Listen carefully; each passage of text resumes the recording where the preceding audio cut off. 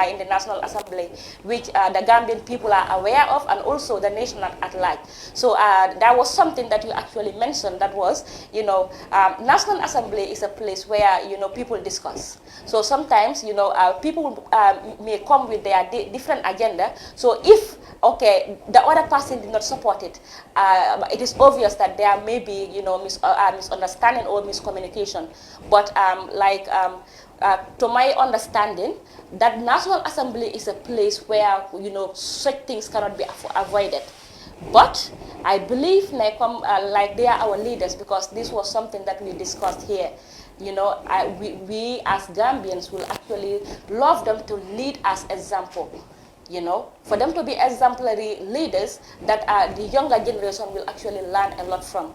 Professionalism in anything counts. There may be conflict, but how those problems could be tackled, I believe should actually be something that many of them should actually consider, isn't it? Yes, thank you. Leadership is leadership. You should be giving examples. At the National Assembly, in terms of the proceedings that we have there, you have what we call decorum. One shouldn't be using foul language against your colleague. You shouldn't insult. You shouldn't fight.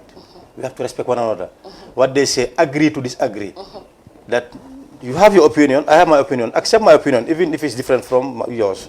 And I too accept your opinion if it is different from yours. So this is how it should be. That we have different interests. Definitely. Sometimes our interests, clash, but that shouldn't appear, that shouldn't surface. People shouldn't see us, because we should be mature enough. Definitely. We should be showing example. So National Assembly members definitely are not expected to be insulting one another. They're expected to be fighting one another. But we may disagree. You must understand, we may disagree. That this is your position, I disagree with the honorable member. I can say that. Honorable Speaker, I disagree with the honorable member. Honorable Speaker, this is my position, contrary to the position of the honorable member. This is acceptable. But to insult, to fight, to shout at, no, that's not decorum. In fact, the standing orders even have provisions where you can even sanction, punish National Assembly members. You can ask them out of the National Assembly. Oh yes, we can ask them out of the National Assembly.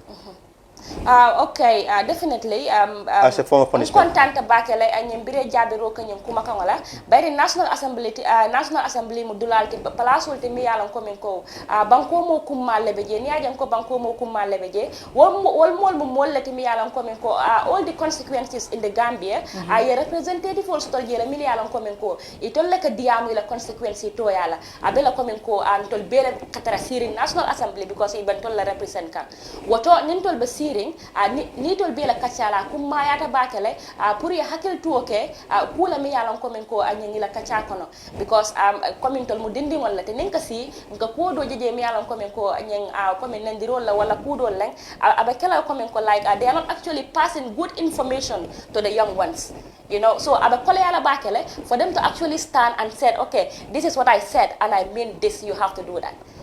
So there may be someone who will actually stand there and say that, okay, because we saw you doing this.